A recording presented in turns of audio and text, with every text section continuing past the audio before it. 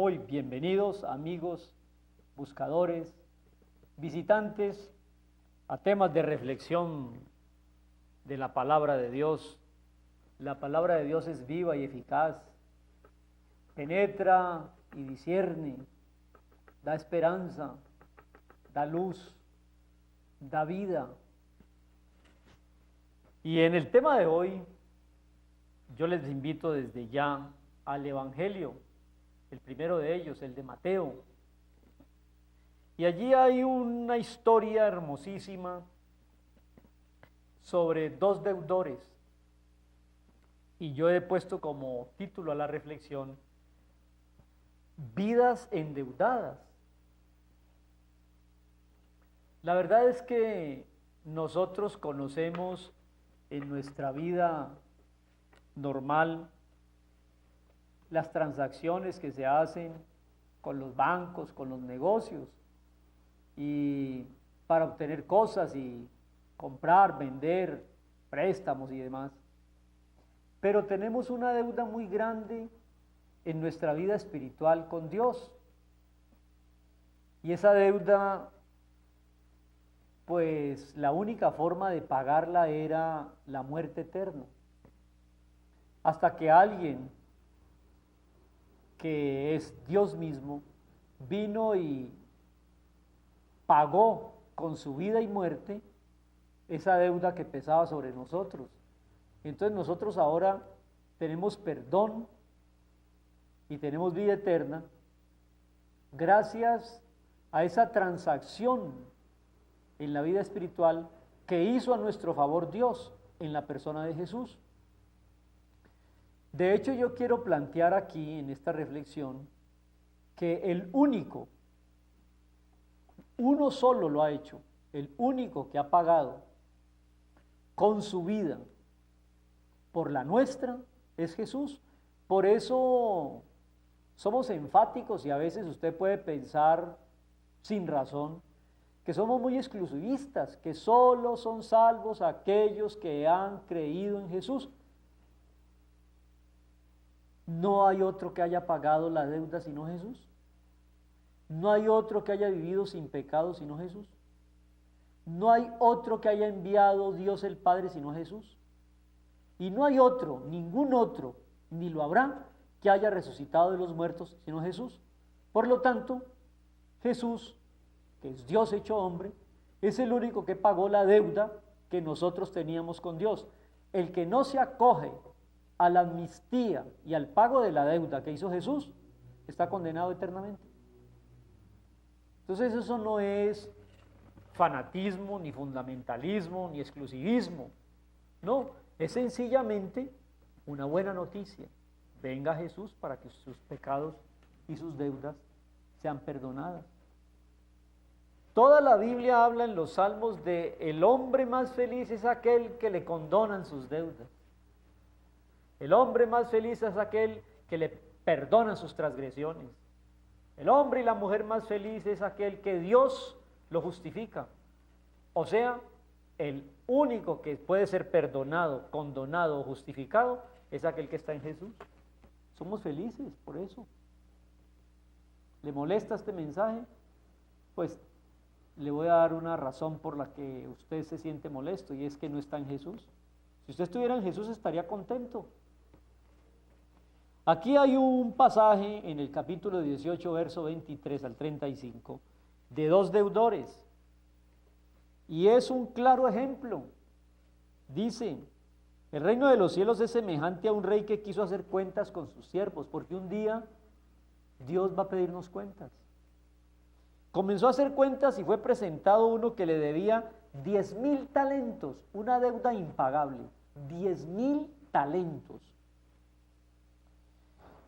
Como no pudo pagar, el Señor ordenó venderle a él, a su mujer y a sus hijos y todo lo que tenía para que pagase la deuda. O sea, estaba condenado.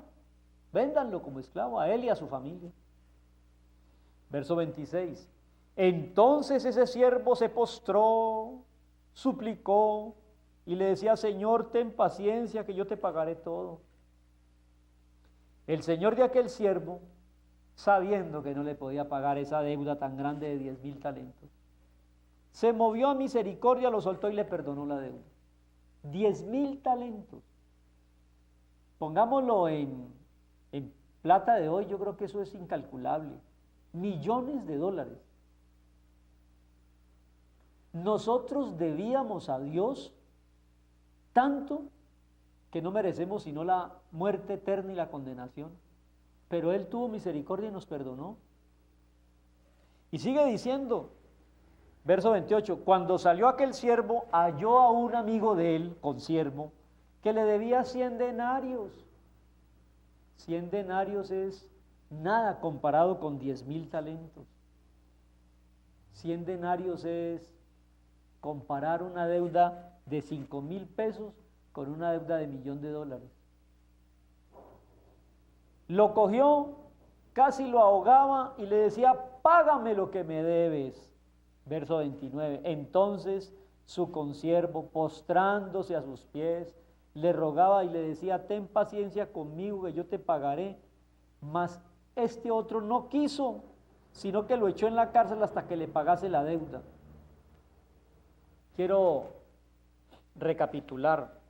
A mí me condonan una deuda de 10,000 talentos y yo mando a la cárcel a otro porque me debe 100 denarios. Hasta ahí es la historia. Viendo sus consiervos lo que pasaba, se entristecieron mucho y fueron y refirieron al Señor lo que había pasado. Entonces el Señor le dijo, siervo malo, toda aquella deuda te perdoné porque me rogaste. ¿No debías tú también tener misericordia con tu consiervo como tuve yo misericordia contigo? Entonces el Señor enojado le entregó a los verdugos hasta que pagase todo lo que debía. Bueno, esta es una historia de alguien que le perdonan tanto, pero él no perdona nada. La aplicación de esta parábola tiene que ver con el perdón. Perdón es una palabra compuesta por per, que quiere decir máximo, y don, que quiere decir regalo. Dios nos ha dado el máximo regalo en Jesús, nos ha perdonado. Por lo tanto, usted perdone al que le ofendió, al que no le saludó esta mañana. Dios aquí hace un paralelo entre las deudas económicas o de dinero y la deuda que tenemos para con Dios. Nosotros con Dios teníamos una deuda impagable. Entonces Él se movió a misericordia y la pagó por nosotros en Cristo Jesús. Con ese fin nosotros debíamos de vivir una vida sin resentimientos y amarguras, perdonándole a la gente faltas menores porque Dios nos perdonó la falta mayor. Esa es la lección de este pasaje del capítulo 18 de Mateo. En el Padre Nuestro decimos, perdónanos nuestras deudas, ofensas, así como nosotros perdonamos a los que nos ofenden. Si Dios nos perdonó 10,000 talentos, ¿por qué nosotros no una ofensa de 100 denarios?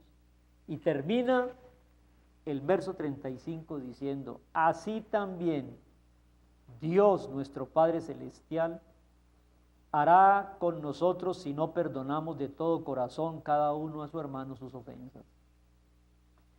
Hay un estorbo en las vidas nuestras para que sean vidas abundantes y libres, y es que no nos desprendemos de ofensas que nos hicieron en el pasado, entendiendo que Jesús nos ha perdonado la gran ofensa por nuestro pecado.